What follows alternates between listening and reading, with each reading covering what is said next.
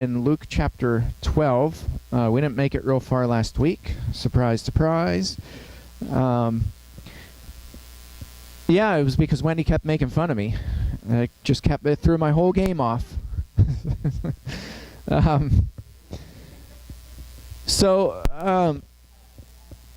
It is healthy to ask questions, and you always have to ask the right questions, so that's good. Well played.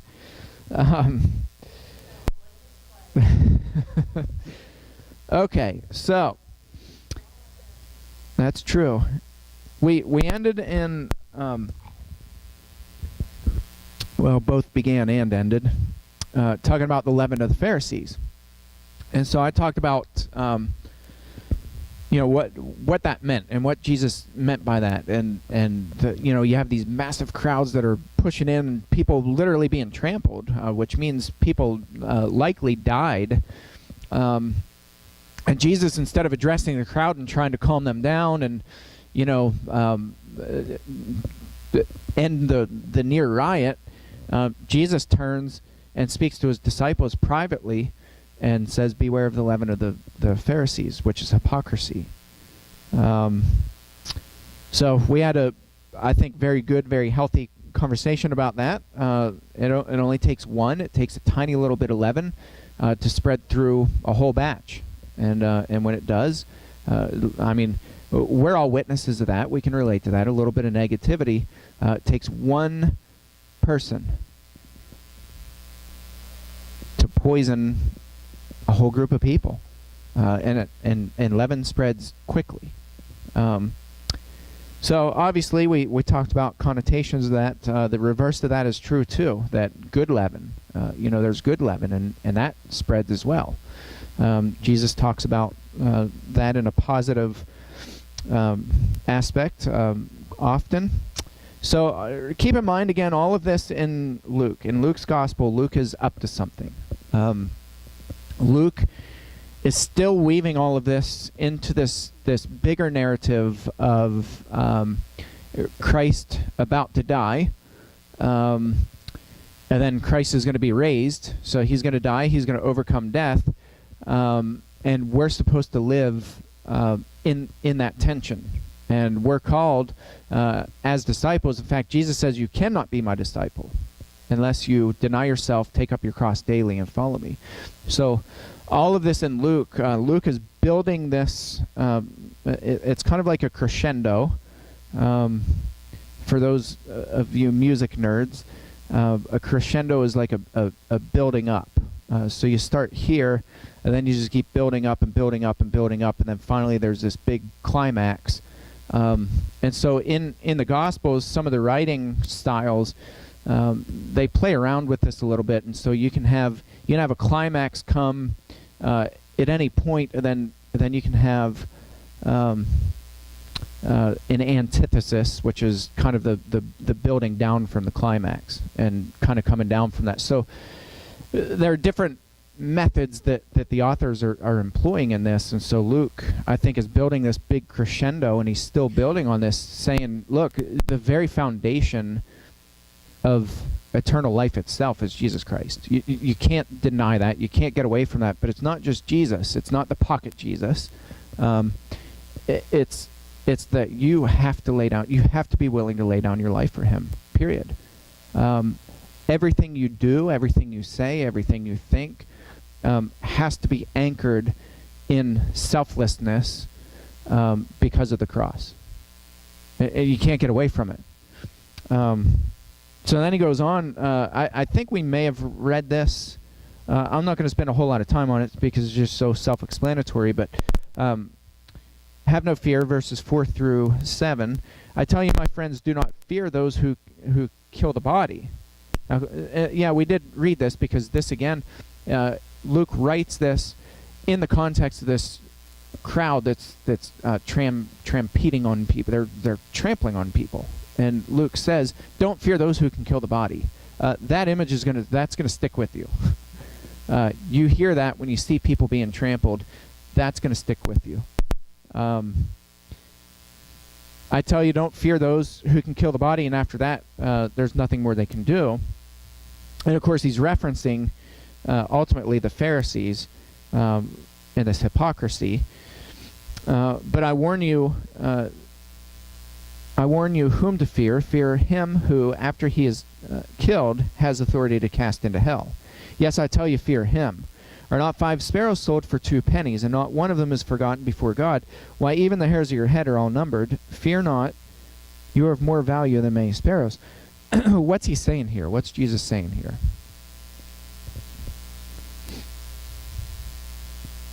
Who are we to fear? Yeah, you fear God. Don't fear people who they can kill you, and after that, there's nothing more they can do to you. You're dead. Fear him. Fear God, who has the authority to cast you into hell. You fear him. Fear God, keep his commandments, and keep in mind. You see, what he's doing is he's dispelling paranoia. And people ask me this. This is probably one of the most asked questions that I get when I do seminars on abuse. And people, I share a little bit of my story, and they're like, how do you keep from being paranoid? How are you not, asking, is everybody, everybody around me, and, you're always looking over your shoulder? I'm not paranoid at all. Because paranoia is what? It's counterproductive. All of us, at some point, have experienced some level of paranoia. Not really effective or a healthy way to live, is it? You're always looking over your shoulder, always wondering, is somebody out to get you? When you're living like that, you're so blinded. And so Jesus, I think, is really dispelling and not saying, like, live in this chronic, oh, is my time up? Is my time up? Is God going to get me this time? Like that. Clearly, that's not what Jesus meant. That's not how we're supposed to live. So he reminds people, he talks about the 5 sparrows. Aren't they sold for 2 pennies? They're not really worth a whole lot, are they? But guess what? Not one of those sparrows is forgotten before God. How much more so? How much more value do you have as one of God's children? You see, he's not out to get us. Quite the opposite. And so how do you live with that tension of, I'm to die for Christ? Boldly proclaim him, boldly live for him, unapologetically live, breathe, and die for Christ. How do you live in that tension and then not be anxious about that? And so Christ ties this all together, and he says, look, your value is this eternal value. Where we we have a hard time with this because we obsess over immortality. We want to live the longest. We want to, like our health care. Look at what politicians use. Every election cycle, what do they use? Your health. With what specifically? With your health, right? The healthcare becomes this. Do you ever see parents that get into fights and they put their kids in the middle of that, and the kids become this this leverage piece? Well, if you don't do this, then I'm not taking Billy to his soccer game. And he's been looking forward all year to going to soccer, things like that. You're using this one thing that is going to hurt the other person, and you're putting your kid in the middle of that. So politicians have learned, and they know, and they actually watch polls, and they respond. If you think for a second that any politician cares about your health, right? Right. So healthcare, and people fall for this because they're like, oh, well, so-and-so, whatever politician, they really want this healthcare to go through because of the greater good for the people. Give me a break. They don't care about your health. They know, they learn the one thing that we obsess over as Americans is our healthcare. You mess with healthcare. Why is that? Why is that effective? Why does that work? Well, because we idolize. We've turned into a god not just our healthcare system, but our health. And so, I've talked about this before. We get ripped off. We feel ripped off when Granny, who's 197, is laying on the table to have her gallbladder taken out, and she doesn't make it through surgery, and we're ready to sue the doctor. Like, well, maybe Grandma was just worn out at 197 years old. We obsess over immortality. Jesus is wiping all that out. You could go any time. So how do you live in that tension? I could go at any time, and not only could I go at any time, I'm to die for Christ. Lay your life down. God cares about you.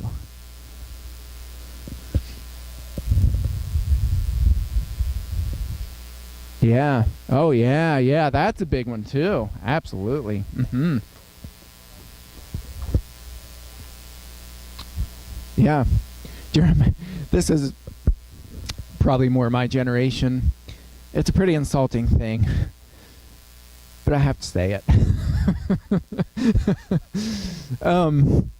So I grew up in the 80s. I was a kid in the 80s, and we had like the women had the big bouffants, and permanents were like the big thing. I'm going to get my perm. They're like fake, ultra fake kinky hair, and the big bouffants, and so you remember. At least I have this image in my head. I don't know about you, but I have this image of people who were probably my wife's age now. I'm pushing 40, believe it or not. I know, I'm getting up there in years. But I remember as a kid seeing ladies in that age group, like upper 30s, like lower 40s, and just thinking they looked so old. And you look at pictures from the 80s, and they had, people have dubbed the term, this is where it's a little insulting, but the mom jeans. They ride up really high, which are coming back, believe it or not, but they're pulled up really high. Look now in 2017, almost 2018, look now at how 40, 50-year-olds dress. Right? They look like teenagers intentionally. You're absolutely right. I mean, we idolize youthfulness.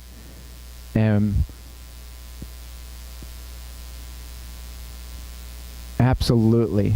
Absolutely. Because it's fun. It's, it makes you feel young. If you can look young, you'll feel young. And Botox, remember when that was the big thing?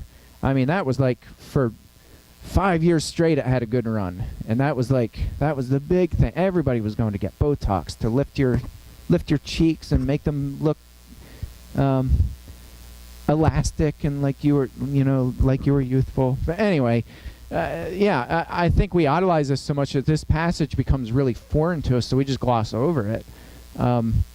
Jesus is like, your time could be any time, and you're to lay your life down for Christ. And that's okay. That doesn't mean God doesn't like you. That doesn't mean that God is ripping you off because you died prematurely. Today, I'm preaching about John the Baptist. Look at John the Baptist. This is insane. John the Baptist, insane according to our standards. John the Baptist lives in solitude his entire life until he goes public. How long did he make it in the public eye? A year? How did he die? He was beheaded. Isn't that amazing? Make straight the paths for God. There's this prophecy. You're going to go before. You are going to announce to the world. Do you realize that responsibility? Do you realize that honor? Do you realize you're a mouthpiece for God in the flesh? The world's reception of Jesus Christ himself is based on you going out and making straight paths for him. John lived in absolute solitude. He lived in the wilderness until the day he went public, made it about a year, was beheaded. How do you live? Yeah. And what a disgraceful way to die. But neither Jesus nor his disciples were like, "Where were you, God?" Like they weren't mad at God. They weren't angry. They weren't like, "Are you kidding me?" John the Baptist, of all the people, John the Baptist, and of all the ways to die, he couldn't have died, like peacefully in his sleep at 80 years old.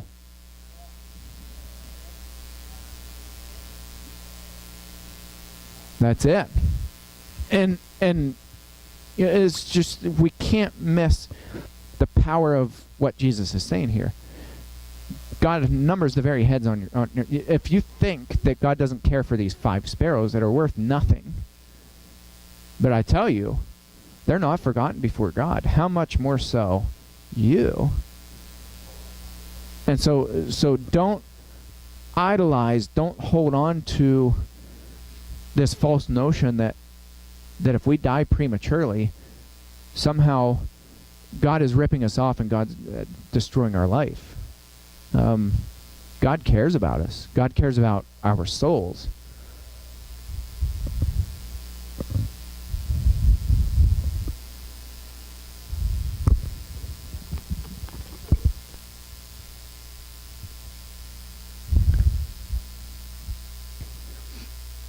Yeah.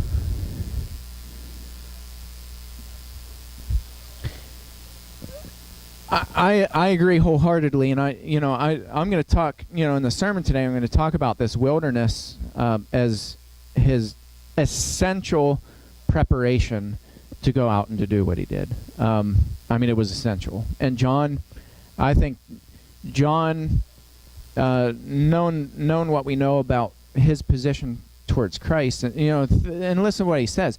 I'm not even worthy to untie the straps on his sandals. Don't give me any glory. Don't give me any recognition. John didn't want it. He didn't want it. Legitimately didn't want it. Now imagine if we led churches that way. Don't you dare give me any recognition. I don't want any recognition whatsoever. Don't praise me. Don't tell me what a good job I'm doing. John didn't want any of that because that detracted from the power of Jesus Christ. And so he was very clear, very bold, very blunt, very offensive, all those things, And I think John was completely at peace when he was beheaded. I don't think he was yelling and screaming, no, I'll do anything. Yeah, John, I think, willfully, maybe not happily. I don't think he was like, yes, but I think John peacefully accepted that he was worthy of suffering on behalf of Christ.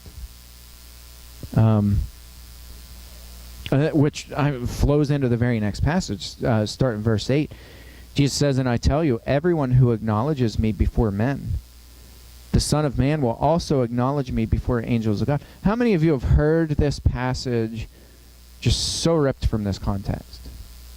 Right? Like, oh, you should be encouraged when you say, I don't know the Bible well enough. You should be encouraged to go out and tell people because, and then they point to this passage. This is not talking about going out and having Bible studies with people. This is talking about dying on behalf of Christ. Are you really willing? Are you willing to go 100%? I like aviation. I have this fascination with aviation and this bizarre fascination with crashes in aviation. But in aviation, it's pretty fascinating. Pilots are fully responsible to know at what point they could almost pinpoint with a needle and place it down on the runway and say, this needle, once our tires touch this needle, that's called V2. V2 is otherwise known as the point of no return. At V1, which I think is velocity, at V1, that's the last-ditch effort that if anything even remotely smells like it's going sour on their instrument panel, on their calculations, on whatever it is, they're monitoring everything as they're hurling down the runway. At V1, that's the last point. Once they reach V1, they can still hit the brakes and they can stop. They calculate it. Every single time before they take off, they calculate it based on the weight. So every person that's on board, and they're doing this, it's this incredible process. So they're calculating weight of the fuel, weight of the passengers, weight of the cargo. That's why they weigh your cargo. They're not being mean to you. This is all safety. Based on the weight, based on the wind speed, based on the temperature, based on the air pressure. If you have a high pressure system, low pressure system, all these things are calculated in. They're plugged into the computer, and they know at what point the plane is going to take off from the runway. And so at V1, V1 is the last ditch effort that if you need to lock up the brakes, you can do that at V1 in between V1 and V2 and still stop right at the very end of the runway. It's all calculated. At V2, you are not permitted, period, to touch the brakes no matter what happens. Once you reach V2, say that, bam, you hear this big boom and you see shrapnel flying off the side of the plane. Pilots can't touch the brakes. Why? Because everybody will die. There's this point of no return. So they have to take off and then circle around, do an emergency landing. There's a reason for this. All this is to point out, this is all in the context. Are you willing, have you calculated the cost? Are you really willing to go forward? Because once you start moving, once you say, I follow Jesus, you can't hit the brakes and say, okay, now I'm gonna stop for a while, and I'm gonna figure things out, and figure out who I am, and and we do this as Christians all the time, right? Like we're always, or we're just nonchalantly kind of plugging through life, and we've got the bumper sticker, but are we really living this? Are we really proclaiming, or are we really going out and telling people, look, you've got to meet this Jesus guy. You've got to meet him. You've got to know about him. I can't go another day without telling people. I've got to tell people about who Jesus is. It's burning inside of me. I've got to tell them. Do we have that sense of urgency inside of us? Have we really put the throttle up? Have we really calculated and figured out, okay, at this point, which I think V2 is our baptism. I think when you clothe yourself with Jesus Christ and receive the Holy Spirit, at that point, you can't say, okay, now I know I did that, but now I'm going to hit the brakes, and I'm going to stop for a while, and I'm going to kind of figure life out.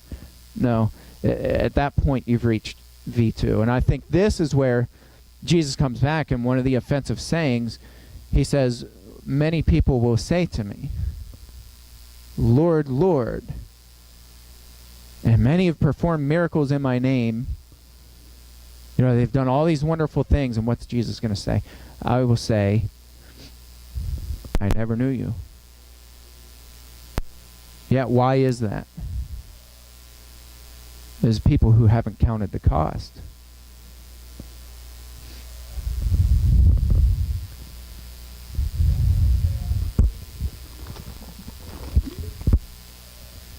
Yeah. It's interesting that the one guy who comes to mind is Simon the Sorcerer. Remember, he's trying to buy.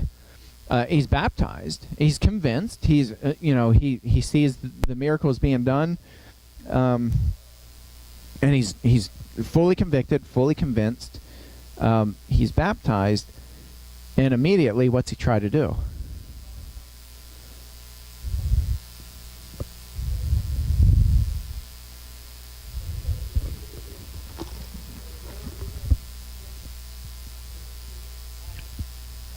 Yeah.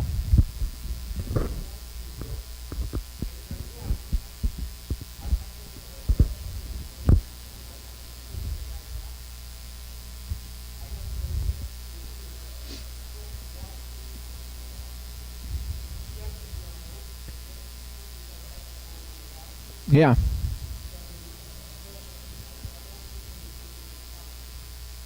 Yeah.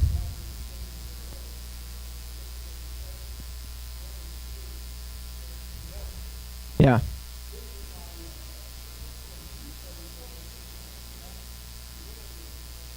Yeah, I agree with that. Yeah. No, no. Yeah. I think that's a good point. Yeah. Yeah. Yeah. Yeah. Yeah, that's a good point. Yeah. But it's still, I mean, you look at the level of severity, um, and the force at which Peter came back at him. um, this wasn't like Peter wasn't like, oh well, you just misspoke, and here, let's open up our Bible and we'll teach you a little bit more. You're a new Christian. You're a new. Peter's like, dude, what have you done? like, he's inching his way away from Simon, like waiting for the lightning bolt from God. And Peter's like, you need to repent right now. You need to beg God on your hands and knees. This is serious, dude.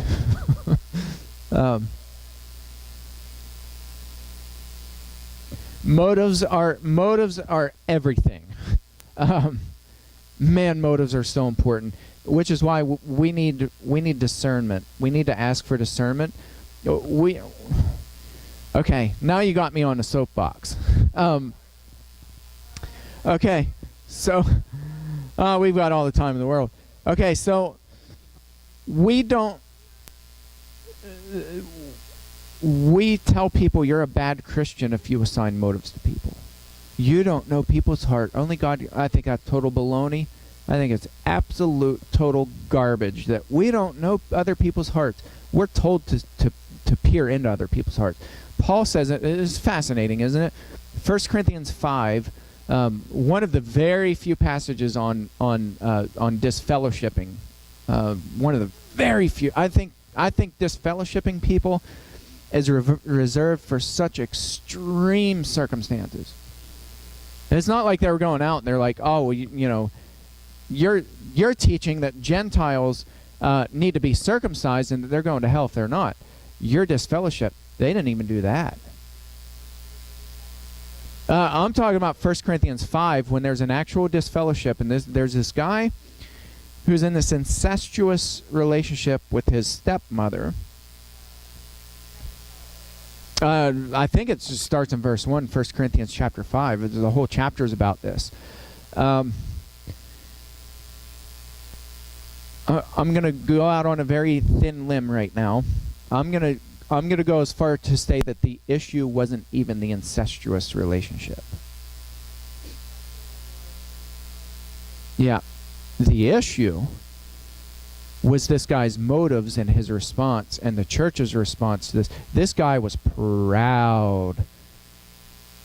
That was the issue. The issue wasn't, you had what with who? Motive. It was and how do I know that? Paul comes back and he says, ought not we to, what's the word? Judge those who are what? Within. Shouldn't we judge, as Christians, shouldn't we judge our brothers and sisters from within? Well, that's an interesting verse, isn't it? I thought, well, we're not supposed to judge people, and you never judge, and only God can judge. The problem with that is it's not biblical. Sure. But, motives are everything. And, we've lost the ability, and I know this because I consult with churches. We've lost the ability to use what God gave us, it's this little gift called discernment. And it's really not that hard to discern. How do you discern people's motives? If you're saying, well, we're not allowed to judge people. We can't know their hearts. Only God can know that. What they do, here's how this translates. What they do in private is none of, finish the sentence. Yes, it is. Absolutely it is. Now, Paul goes on and he makes this distinction, certainly not talking about people of the world. We leave them alone. But people who bear the name of Christ, people as baptized Christians, ought not we to judge those people within? Why is Paul saying that? Why is that so important? Why is that so vital? Because motives are essential. So we let, I wrote about this past week, but we let people in all the time who are oppressors, who abuse people. We let them into the church because we say, well, a sin is a sin is a sin. And, and I gave the analogy. I said, imagine in a hospital, a woman comes in and she's all bruised up, and a guy's berating her and yelling and screaming. What happens in a hospital when that happens? Immediately, that man is the woman is shielded from the man. They separate them. They pick up the phone. They call the police. There's a very clear procedure that's in place in every hospital in the United States. Now, I said, imagine if the opposite was true, where the woman comes in, she's all bruised up. She's saying, this guy hit me, and we pull the guy aside, and he says, oh, I'm sorry. And we pull the woman aside and we start asking her, what did you do to provoke him? And then we take the guy back. She's the one coming in to be treated. But we take the guy back instead, and the nurses surround him, and they're like, oh, sweetie, can we look at your knuckles? Your knuckles are bleeding. And then they start hugging him, and they're saying, you took the high road out there in the lobby, and you demonstrated to the whole rest of the hospital what a good, faithful patient should look like, because you apologized when she was accusing you of all these bad things, and you apologized. So I give this scenario, and I'm like, it sounds absolutely absurd, but trust me when I tell you it's going on in the church all the time. That exact scenario is going on in the church all the time. We've lost sight of discernment, and so we don't ever question motives, and that's a dangerous thing. And that's how we just lump everybody together. Oh, everybody deserves a second chance. Oh, well, he said he's sorry, and he seems repentant.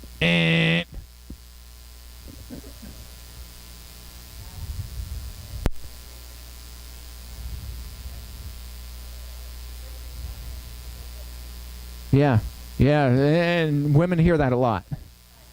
Yeah. Tex, you had your hand up. Yeah, I mean, it's horrible, and it happens far more often than we think, and that's, and yeah.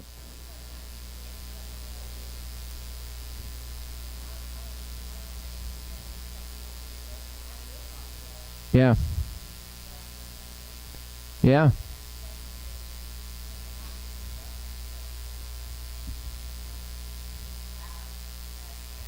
Yeah.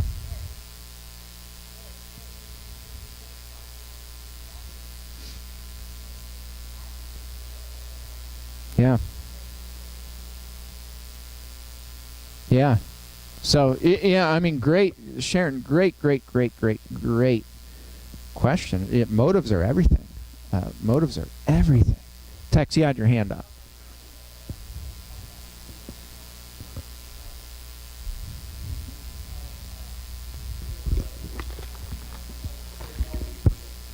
Mm-hmm.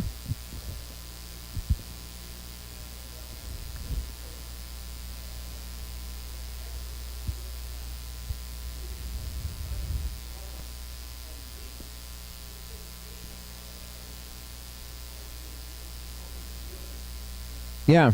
Yeah. Well, I mean, I think too, we try to slow things down. We try to, we're notorious for overcomplicating or, overanalyzing. Sometimes wrong is wrong. And when you see it, what did Peter do? Peter nipped it in the bud, right now. And he just said, look, knock it off. You better pray right now. Suck carpet. Get down on your hands and knees, and you better beg God for forgiveness. Oh, can you do that for me? Sure, I would love to. Isn't that fascinating? That's all that we get in Scripture. Like, there's no, they had to bring him before the church, and they had to have this corrective action, and blah blah blah. None of it. Why? Well, because it didn't happen. Number one, and number two, it's really that simple. But again, back to the sermon, and I think, Charles, that's where coming back and saying you're right. But you're right. Like, Peter knew how to assign motives. Other times, fascinating, isn't it? In 2 Peter, read 2 Peter chapter 2. It's one of the most terrifying, like, if you ever want to start to feel bad for people, read 2 Peter chapter 2 at how Peter talks about these people. Brutal. Brutal, brutal, brutal, brutal. That's the same Peter who, with, Simon the magician, Peter's like, yeah, I'll get down on my knees and I'll pray for you. Why did he get down on his knees and pray for Simon? And then in 2 Peter chapter 2, he's calling them worthless dogs, waterless mists being driven by the wind. They're worse than animals, destined for destruction. Peter, by the time you're like in fetal position, shaking and biting your fingernails and sucking your thumb, he's just barely getting warmed up. You read 2 Peter chapter 2, it is animated. Peter doesn't hold back at all. Why? Why does Peter speak that way to him? The blind beggar, I got to ring this bell. The blind beggar in Acts chapter 3, listen to this. Blind beggar, or not blind, lame beggar, lame from birth. He's begging alms on the temple steps. Peter and John are going up. The guy's got the steps blocked, which is a very disrespectful thing to do. Peter stops. Peter and John are there together. Peter stops. Luke records this. He says, Peter stared intently into the man's eyes. And Peter said, look at us. And the man looked up. Listen to this. The man looked up expecting to receive alms. But instead Peter said, gold and silver I do not have. What I do have, I give to you. In the name of Jesus Christ, get up and walk. Why that response to that man? In other places, Peter's coming unhinged. Off the charts on motive. We better know a thing or two about motives, because that's everything. And we do have the ability to peer into people's hearts, and we better start searching a little bit deeper. Yeah, sure. Absolutely. All right, we're going to stop there, and we'll pick up same in that time, same in that place next week.